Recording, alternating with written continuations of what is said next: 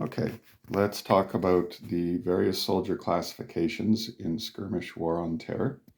And we will begin with the fire team. This is obviously the U.S. Army side, and the basic unit that if you are looking after the Army's side of the battle, you'll be dealing with fire teams. The fire teams always stay together in this unit of 4.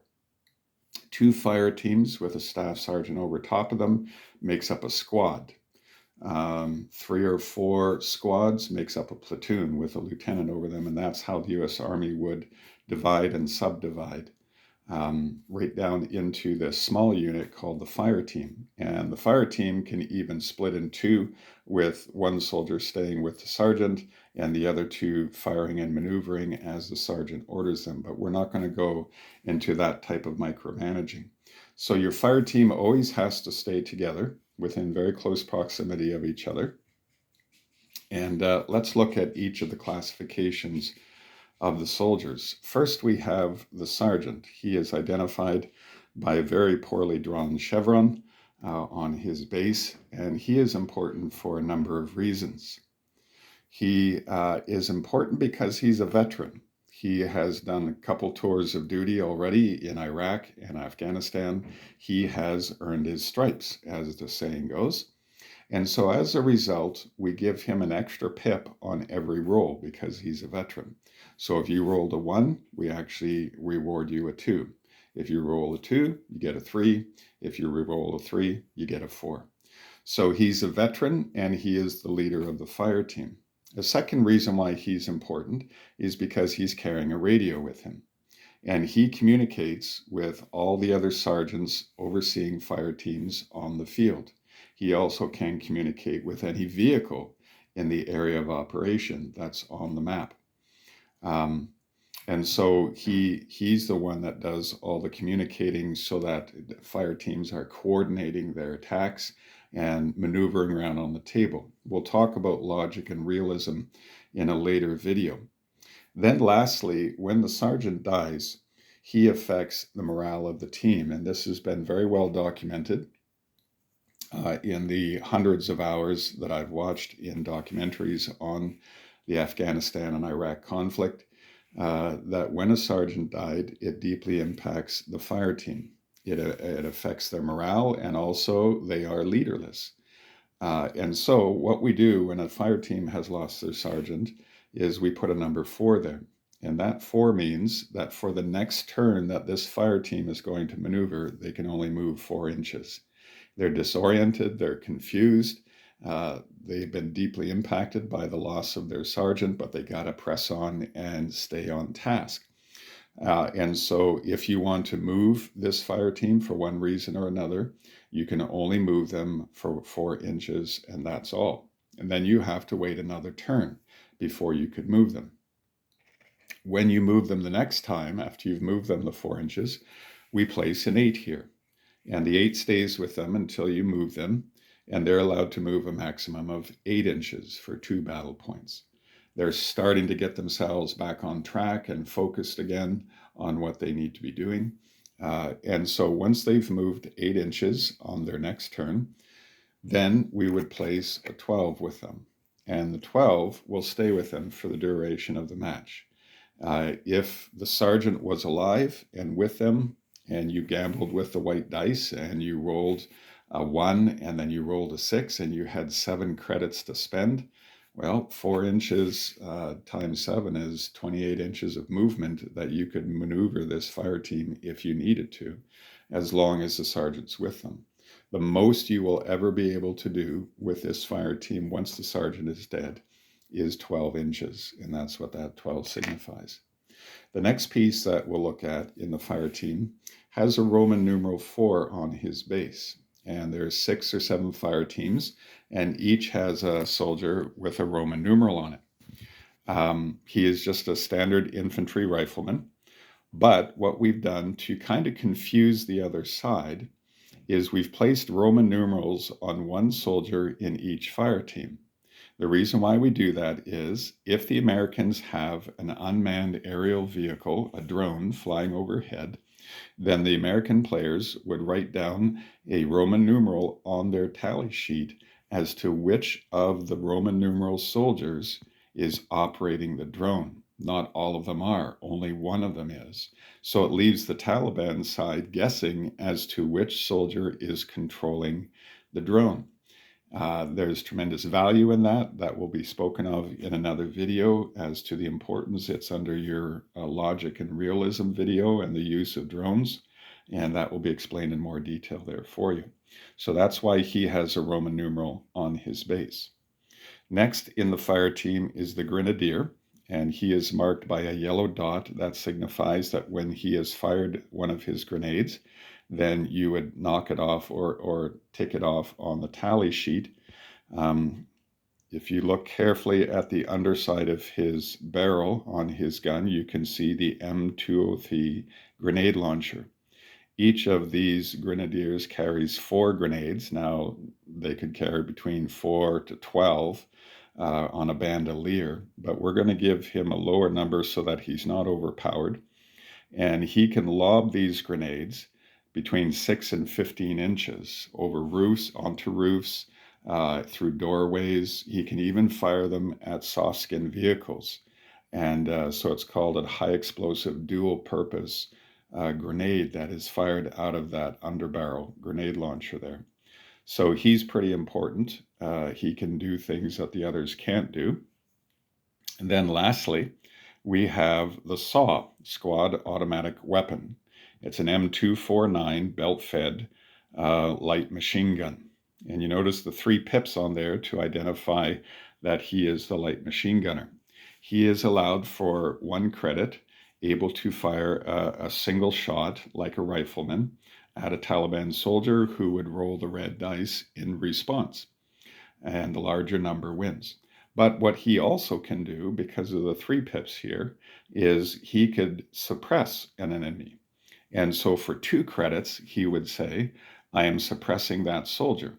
And really all he needs to do is not roll a blank on the red dice. As long as he has rolled a 2, 3, a 1, 2, or 3 on the red dice, then he's hit that opponent.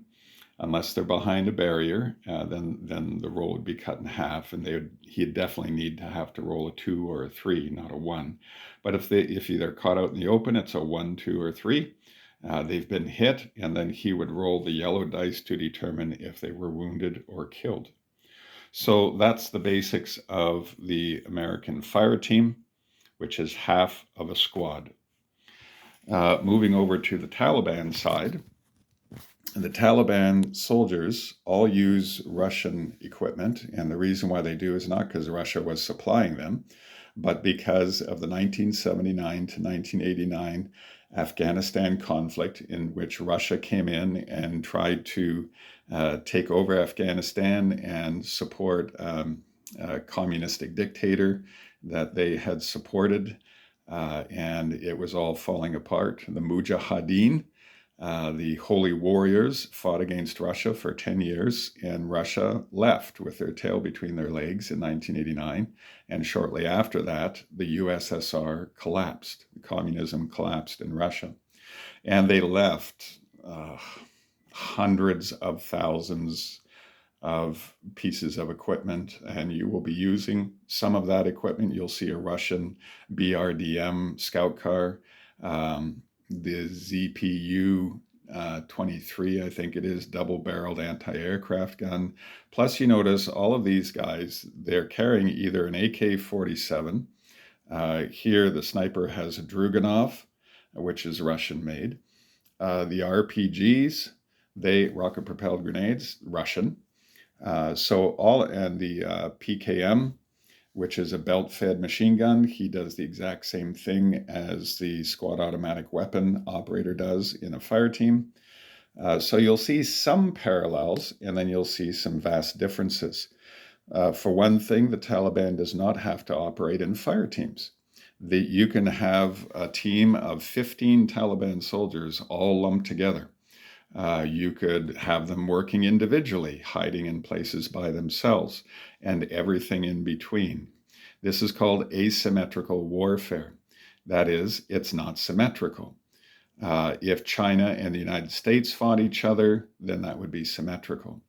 They also call them near peer armies. That is, they have very similar equipment, very similar classifications of light, medium, and heavy vehicles, aircraft, etc., etc. This is asymmetrical warfare. And as you know, the United States fought from 2001 to 2021, and they failed. And they had to leave, and they ended up leaving again thousands and thousands of pieces of equipment and weaponry and ammunition behind. And the Taliban is in charge of Afghanistan to this day. So, very quickly going through the pieces, here is a standard soldier, and he has a Roman numeral on his base. And that is because the Taliban did not use UAVs, nothing as sophisticated as UAVs, but they used civilian drones, very much like you hear over in Ukraine today. And that has become more and more sophisticated. The Taliban purchased online civilian drones. And so once again, we have 4 soldiers who have Roman numerals on their base. And the Americans don't know if the Taliban have a drone, for one thing, until the players say, I'm going to ping the map. And then they know they do have a drone. And they don't know which of these Roman numeral soldiers is the drone operator. And he will feed information to the next classification, which is the group leader, marked by an arrow. The group leader is very similar to the sergeant of a fire team, yet they had no military classifications during this time, but he would be highly respected. He'd be very zealous. He affects the morale of those who are attached to him, much like a fire team sergeant does. He's a veteran, so he gets an extra pip, and he's carrying a radio to communicate with other group leaders as well. Let's see, who else do we got here? We have the rocket-propelled grenade. Now, the difference between it and the M203 is that the M203 grenade launcher lobs the grenade in an arch, whereas the rocket-propelled grenade is fired in a straight line. And he will carry, along with his rifle, he carries 3 rockets. 2 of them are heat rockets, high explosive anti-tank. And they are fired against the American vehicles. They work with the black dice, and the number of pips you roll is deducted from the armor strength of the American vehicle. So 2 heat rockets, and then 1 high explosive frag rocket, which is anti-personnel. And you fire it in a straight line at soldiers. It has to hit something hard to go off. You can fire the heat rockets at personnel, and it has to hit a wall or something hard to go off. But instead of rolling the black, you're going to roll the red, because the heat rockets were never meant to be fired at personnel, even though they did. It's quite intimidating. They even timed it. They figured out how the Russians had made the rockets to self-destruct. After so many thousand feet, it would starburst. It would just explode. So they would even try to starburst them over top of a compound or something like that, fire from 1,000 yards away and get the thing to self-destruct. Not to a whole lot of effect, except that it maybe scare the soldiers a bit. So 2 heat rounds against the armor of the American vehicles, and 1 HE frag fired in a straight line. The PKM, belt-fed machine gun, does the exact same thing as the light machine gunner in the fire team. He can fire a single shot and the opponent replies, or he can suppress.